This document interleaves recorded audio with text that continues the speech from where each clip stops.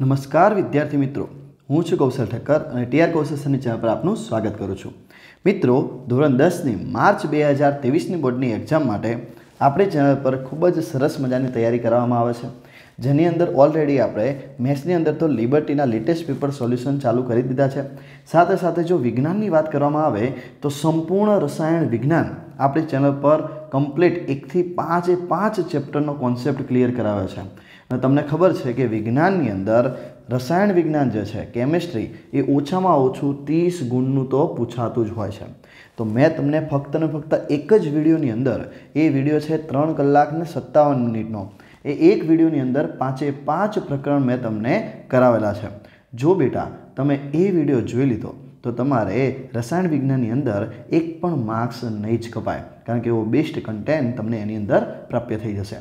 આજે આપણે માર્ચ 2023ની બોર્ડની એક્ઝામ માટે વિજ્ઞાનના મોસ્ટ આઈએમપી ક્વેશ્ચનની શરૂઆત કરવા જઈ રહ્યા છે, જેની અંદર આજે આપણે વિભાગ ડીના મોસ્ટ આઈએમપી ક્વેશ્ચન જોવાના છે.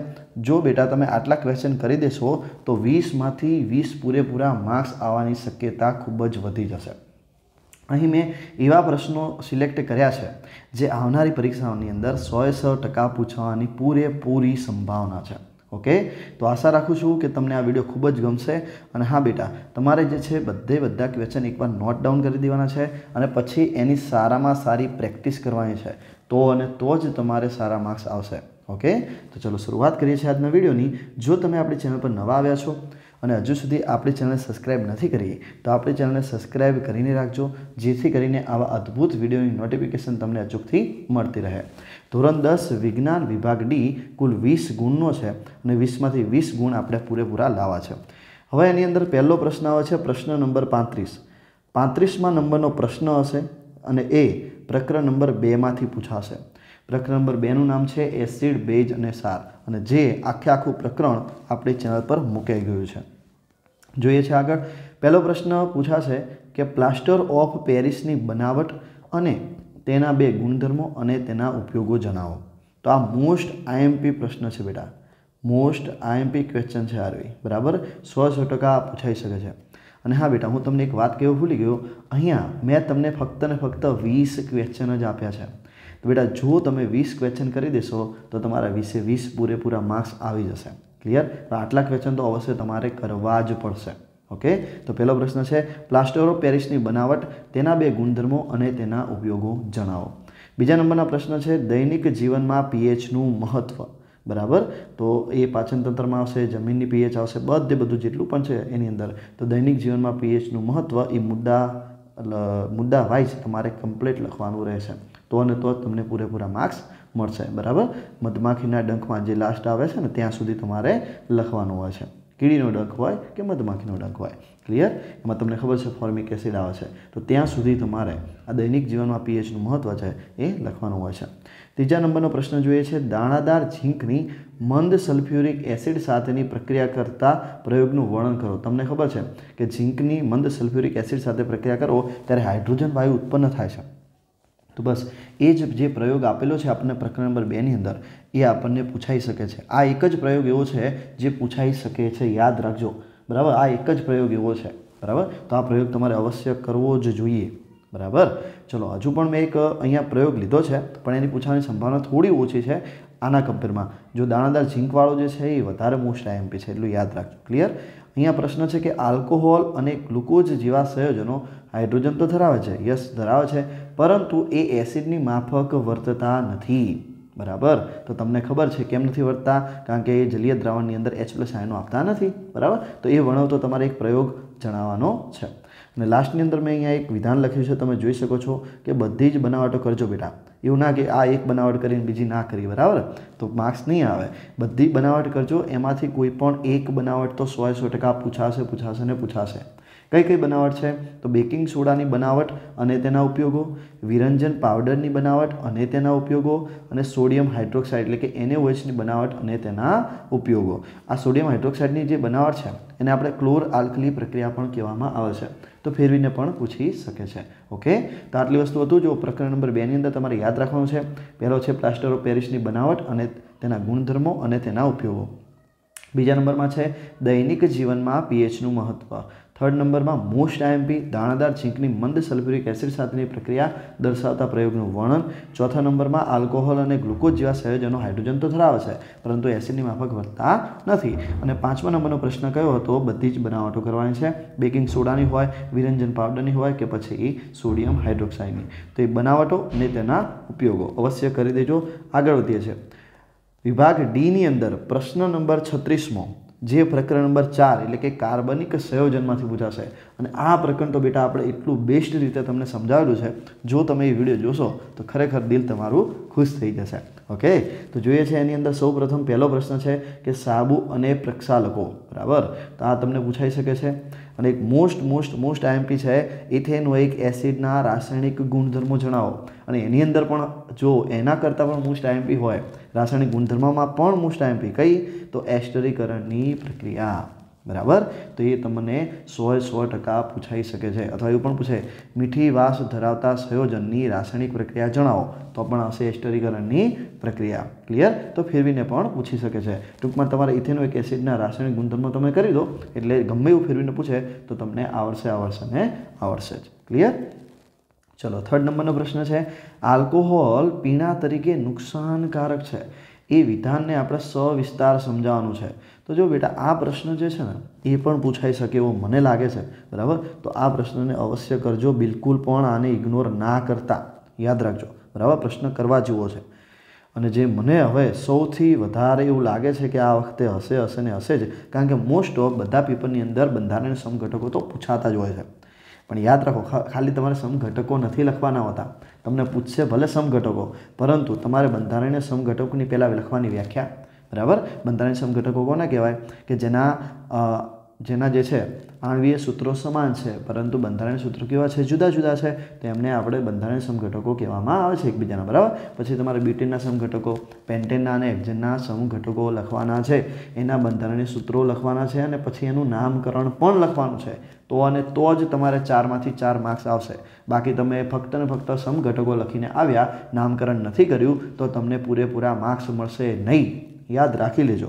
ઓકે, ચલો હવે આગળ વધીએ છીએ. વિભાગ ડીની અંદર 37 એટલે કે 37મા નંબરનો પ્રશ્ન જે આપણને પ્રકરણ 6માંથી જૈવિક પ્રક્રિયાઓમાંથી પૂછાવાનો છે. અને એ પ્રશ્ન કયા પૂછાઈ શકે છે? તો પહેલો પ્રશ્ન જે છે મોસ્ટ આઈએમપી કયો છે? મનુષ્યનું ઉત્સર્જન તંત્ર આકૃતિ દોરી તમારે સમજાવવાનું છે. આની અંદર આકૃતિ દોરવી ખૂબ જ અગત્યની છે. તો જ તમને પૂરેપૂરા માર્ક્સ મળશે. બરાબર, નામ નિર્દેશન પણ તમારે કરવાનું છે.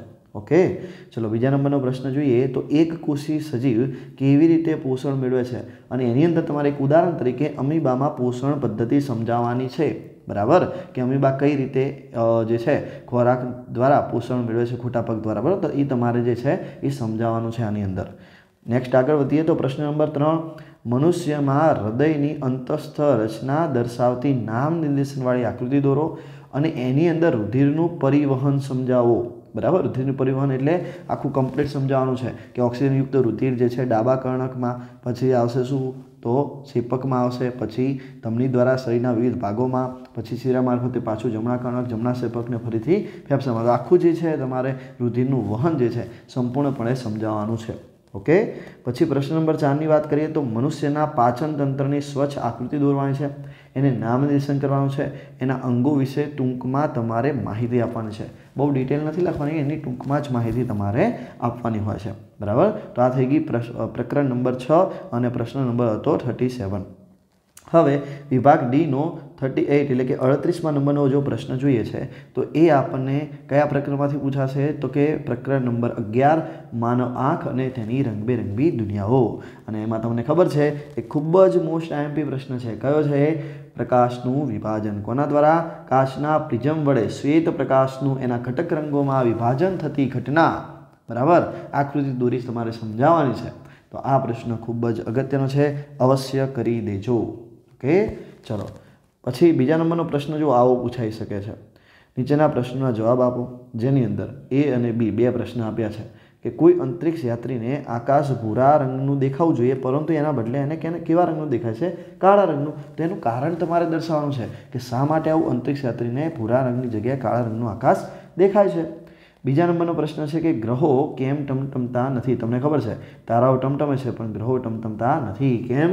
કારણ કે એમને પોતાનો પ્રકાશ હોતો નથી. બરાબર, તો એ ડિટેલમાં તમારે લખવાનું છે. મેં તો તમને અહીંયા ખાલી હિન્ટ આપી છે. ઓકે, ચલો પછી પ્રશ્ન નંબર ત્રીજો, મેઘધનુષ્યના નિર્માણની ઘટના આકૃતિ દોરી તમારે સમજાવવાની છે. એક પાણીનું બિંદુ જે છે ને એનાવાળી જે તમને ઘટના દર્શાવી છે એ તમારે દર્શાવવાની છે. અને પછી એ પણ તમારે લખવાનું છે કે કેવું વાતાવરણ હોય ત્યારે એ આપણને મેઘધનુષ્ય જોવા મળે છે. અને તમારે સૂરજની વિરુદ્ધ દિશામાં તમારી પીઠ હોવી જોઈએ. બરાબર, એ બધું તમારે આની અંદર લખવાનું છે. ઓકે, ચલો ચોથા નંબરનો પ્રશ્ન જોઈએ કે લઘુરસની ખામી અને તેનું નિવારણ આકૃતિ દોરી સમજાવો. બરાબર, એકલું ખામી નથી, અહીંયા નિવારણ પણ છે. તો લઘુરસની ખામી કેમ થાય છે? બરાબર, એના કારણો શું છે? એનું નિવારણ આપણે કઈ રીતે લાવી શકીએ છીએ? એટલે પહેલાં તમારે ખામીવાળી આકૃતિ દોરવાની છે અને પછી નિવારણવાળી આકૃતિ દોરવાની છે. જ્યારે તમને ખબર છે કે લઘુરસની ખામી હશે તો નેત્રપટલ પર આપણને પ્રતિબિંબ જોવા મળતું નથી, પરંતુ નેત્રપટલની આગળ પ્રતિબિંબ રચાય છે. તો એક આકૃતિ આગળ રચાય એની, અને જ્યારે એનું નિવારણ થઈ જશે, અંતર્ગોળ લેન્સના ચશ્મા પહેરવીશું ત્યારે આપણને લઘુરસની ખામીનું નિવારણ થઈ જશે. તો એ આપણને એક્ઝેક્ટ નેત્રપટલ પર પ્રતિબિંબ જોવા મળે છે. ઓકે, તો એ બંને આકૃતિ તમારે ખાસ દોરવાની છે. અથવા જો લઘુરશ્મિની પૂછાય તો શું પૂછાશે? ગુરુરશ્મિ. તો ગુરુરશ્મિની ખામી, તેના કારણો અને તેનું નિવારણ. તો એની અંદર તમારે ફક્ત પહેલાં શું કરવાનું તો કે એની જે ખામીવાળી જે છે આકૃતિ એ તમારે દોરવાની રહેશે. જો ગુરુરશ્મિની ખામી હશે તો પ્રતિબિંબ જે છે એ નેત્રપટલની પાછળ રચાય છે. બરાબર, અને પછી જ્યારે એનું બહિર્ગોળ લેન્સવાળા ચશ્મા પહેરવામાં આવે છે તો એક્ઝેક્ટ નેત્રપટલ પર પ્રતિબિંબ જોવા મળે છે. તો આ વસ્તુ તમને ખબર હોવી જોઈએ. એટલે બે આકૃતિ આની અંદર દોરવાની છે, અવશ્ય યાદ રાખજો. પછી એવું ના થાય કે તમે એક આકૃતિ દોરી છે ખામીવાળી તો પછી તમારે માર્ક્સ બેટા 1 કપાઈ જશે. યાદ રાખજો. ચલો હવે જો વાત કરીએ છીએ 39 નંબરનો પ્રશ્ન, 39મા નંબરનો પ્રશ્ન વિભાગ ડીની અંદર પ્રકરણ નંબર 13માંથી પૂછાશે વિદ્યુત પ્રવાહની ચુંબકીય અસરો. તો એની અંદર પહેલો જ જો પ્રશ્નની વાત કરીએ તો નામ નિર્દેશનવાળી આકૃતિ દોરવાની છે વિદ્યુત જનરેટરની, અને એની અંદર રહેલો સિદ્ધાંત અને તેની કાર્યપદ્ધતિ, રચના અને કાર્યપદ્ધતિ આપણે સમજાવવાની છે. બરાબર, 4 માર્ક્સનો પ્રશ્ન છે. કાં તો જનરેટર કાં તો મોટર, બંનેમાંથી એક તો હશે ને હશે જ. જો આકૃતિ નથી આવડતી તો અત્યારથી પ્રેક્ટિસ કરતા રહેજો. બરાબર, જેથી કરીને બોર્ડની પરીક્ષા આવે ત્યાં સુધી તમને આકૃતિ પરફેક્ટ આવડી જશે. બાકી આની અંદર તો કંઈ એટલું છે નહીં, સિદ્ધાંત એકદમ સિમ્પલ છે એટલે તમને આવડી જશે.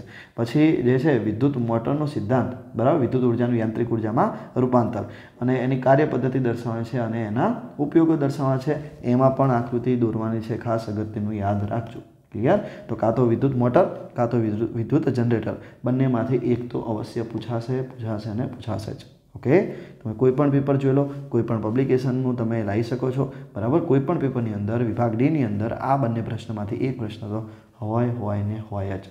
ઓકે, ચલો હવે જોઈએ છે 3rd નંબરનો પ્રશ્ન, વિદ્યુત ચુંબકીય પ્રેરણની વ્યાખ્યા આપવાની છે. બરાબર, અને પછી શું કીધું છે કે અવાહક આવરણ ધરાવતા તાંબાના વાયરના ગૂંચળાને ગેલ્વેનોમીટર સાથે જોડવાનું છે. પછી આપણે ગજિયા ચુંબકને ગૂંચળાની અંદર ધકેલીએ, ગૂંચળાની બહાર ધકેલીએ અને ગૂંચળાની અંદર સ્થિર રાખીએ તો ત્રણેય પરિસ્થિતિની અંદર ગેલ્વેનોમીટરની અંદર કયું આવર્તન દર્શાવે છે? તો આ તમારે ફક્ત ને ફક્ત રોકડિયા માર્ક્સ છે. તમે ગૂંચળાને પહેલાં અંદર ધકેલો છો તો શું આવર્તન દર્શાવશે, બહાર લઈ જાઓ છો તો શું આવર્તન દર્શાવે છે, અને ત્યાં સ્થિર રાખો છો તો તમને શું આવર્તન દર્શાવે છે ગેલ્વેનોમીટરની અંદર. આ 3 વિધાન તમે લખો એટલે તમારા રોકડા માર્ક્સ આવી જાય. બરાબર, એટલે 3 માર્ક્સ તો થઈ ગયા ને. એક વિદ્યુત ચુંબકીય પ્રેરણની વ્યાખ્યા લખી દો. બરાબર, તો આ 4 માર્ક્સ તમને પ્રાપ્ય થઈ જાય. એટલે આ એકદમ પ્રશ્ન કેવો છે? એકદમ સહેલો છે. બરાબર, નવનીતની અંદર પણ તમને આપેલો છે. તો આવો પ્રશ્ન પણ પૂછાઈ શકે છે. એટલે એવું ના સમજો કે ખાલી વિદ્યુત મોટર જનરેટર. બરાબર, કદાચ એ ના આવે તો આવો પ્રશ્ન પણ પૂછી શકે છે. એકદમ છે કેવો સહેલો, પણ જ્યારે આટલું મોટું દેખો એટલે આપણને લાગે કેવું કે આ તો આટલો મોટો પ્રશ્ન છે, પણ જવાબ કેવો છે બેટા? એનો એકદમ નાનો છે. ઓકે, ચલો. અથવા એના પછી એક પ્રશ્ન પૂછાઈ શકે છે, નીચેના પ્રશ્નોના જવાબ આપો. 4થા નંબરની અંદર એમાં A અને B. ચલો, એ કયો છે? શોર્ટ સર્કિટ અને ઓવરલોડિંગ વચ્ચેનો તફાવત જણાવો. ઘણી વાર પૂછાયેલો પ્રશ્ન છે હો બેટા, યાદ રાખજો. શોર્ટ સર્કિટ અને ઓવરલોડિંગ વચ્ચેનો તફાવત જણાવવાનો છે. બીજો પણ મોસ્ટ IMP છે, કયો? વિદ્યુત ફ્યુઝ એટલે શું અને તે કેવી રીતે કાર્ય કરે છે. હવે આ પ્રશ્ન જે છે એ અલગ અલગ તમને 3 માર્ક્સમાં પણ પૂછી શકે છે, અને 2 ભેગા કરીને પૂછે તો 4 માર્ક્સમાં પણ પૂછી શકે છે. ઓકે, તો તમારે તૈયારી રાખવાની છે આ રીતે. ઓકે, તો આશા રાખું છું કે તમને આ જે મેં તમને IMP ક્વેશ્ચન આપ્યા છે એ તમને ગમ્યા હશે. તમે બધા ક્વેશ્ચન નોટ કરી દીધા હશે, બરાબર. હવે બસ બેટા તમારે ફક્ત અને ફક્ત શું કરવાનું છે, એની પ્રેક્ટિસ કરવાની છે, ખૂબ જ સારી રીતે તૈયારી કરવાની છે.